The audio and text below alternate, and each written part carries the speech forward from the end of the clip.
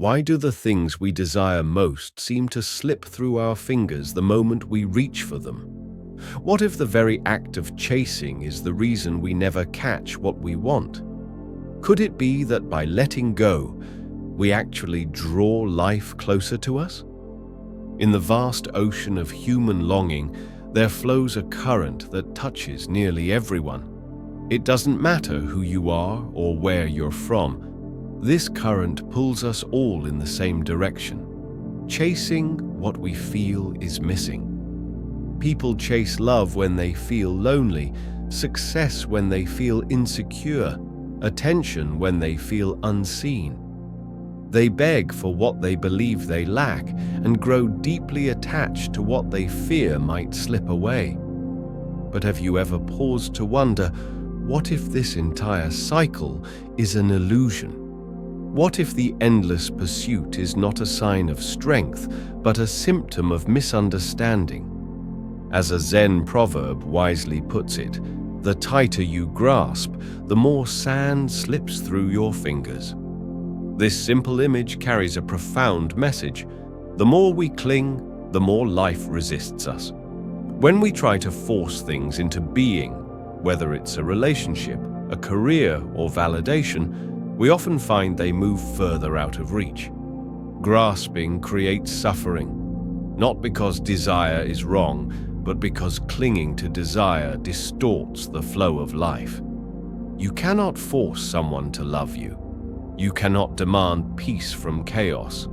You cannot beg your way to respect. True power doesn't come from pursuit. It doesn't come from pleading or pushing. It comes from presence, being fully grounded in who you are without neediness or fear.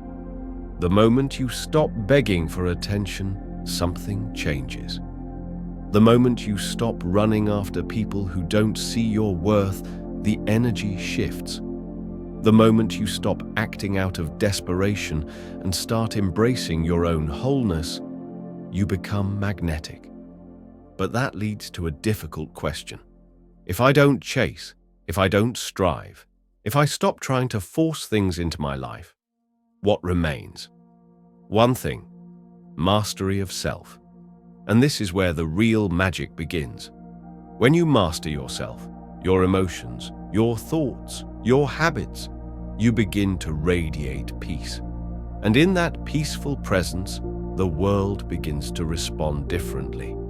You no longer attract through effort, you attract through alignment. You no longer demand attention, you inspire respect. You no longer seek wholeness, you embody it. This is the paradox that confuses many. By letting go, you gain. By releasing the chase, you allow space for what's meant for you to arrive. You stop trying to control the wind and discover it can come to you on its own. Now, let us explore this wisdom through the story of a man who spent his life chasing the wind, only to discover that the thing he longed for the most had never truly been out of reach.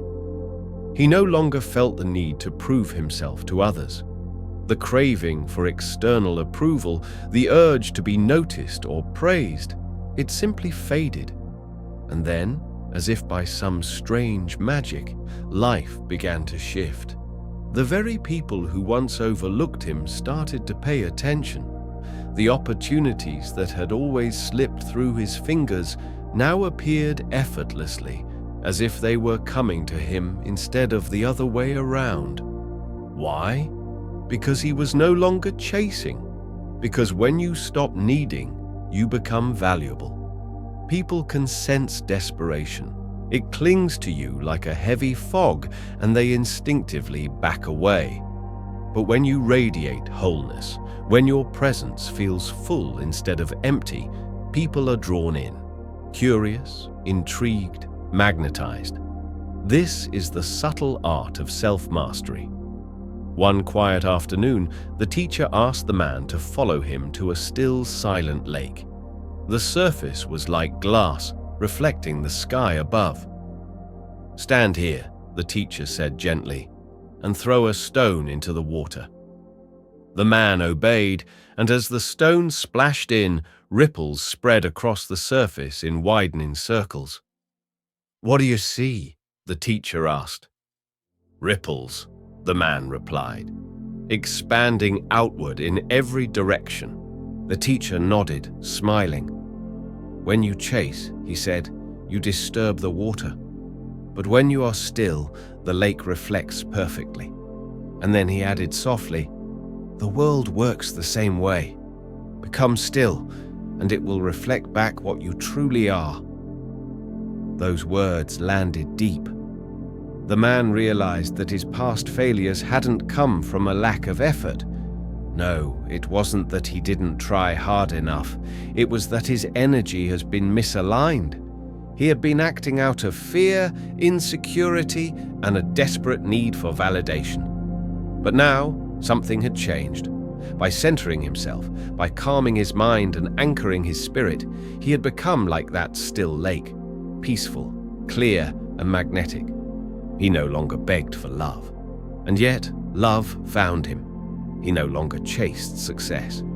And yet, success came. He no longer sought validation. Instead, he became a source of quiet confidence. One day, someone from his past returned. A person who had once ignored him, taken his kindness for granted, and walked away without a second thought. Now, that same person stood before him, eager to reconnect. The man welcomed them with a warm smile, but he felt no need to chase, no urge to cling, no fear of losing. He had learned that true strength lies not in trying to hold someone close, but in giving them the freedom to leave. And if they return, they do so freely, not because of your need, but because of who you are. He remembered the words his teacher once said, "The highest form of power is not control over others, it is mastery over yourself." And in that moment, the lesson was no longer just a concept, it was alive within him. When you stop grasping, when you stop forcing, when you stop chasing, you become someone who no longer needs to ask, because life begins to offer. This is the quiet, transformative power of letting go. Zen and Buddhist philosophy as a whole teaches us this truth again and again. Suffering is born from attachment, and freedom is born from release. The man in this story represents all of us. At some point, we've all felt rejected, unseen, or burdened by unmet desires. But he didn't change his world through force. He changed it through understanding, through wisdom. Let's pause here and reflect on the first core teaching. 1. When you stop grasping, you create space for life to flow.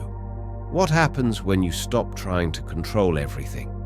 What shifts when you stop clutching at what you fear to lose? The answer is subtle but powerful. You create space, and in that space, free from pressure, fear, and desperation, life begins to flow naturally. Just like air fills an open room or light enters a cracked door, peace and abundance flow into a life that is not closed off by force or neediness. The power of non-attachment, becoming magnetic through presence. Once the man in our story stopped chasing, truly let go of the need to be seen, heard, or validated, something remarkable happened. People began to notice him. Opportunities began to circle back. Why? Because he was no longer radiating desperation. He was radiating grounded confidence and quiet strength. This is the essence of upekkha in Buddhism, the state of serene non-attachment. When you are no longer dependent on the external world to complete you, you become deeply attractive. Not in a flashy or loud way, but in a way that draws others to your presence like sunlight draws flowers. A tree does not run after birds. It simply stands strong, rooted in its essence, and the birds come to rest in its branches. The sun does not beg to be seen, it simply shines, and all life moves toward its warmth. And so it is with the person who is whole within. They attract the right people, connections, and experiences, not by chasing, but by being. So what does this mean in daily life? It means, instead of chasing love, be love. Instead of begging for attention, honor yourself. Instead of clinging to others, let them come and go like the tide, trusting that what's meant to stay will stay. 3. The paradox of letting go. When you need nothing, everything comes. Here lies one of the greatest paradoxes in life, one that defies logic yet proves itself over and over. When you let go, things come to you.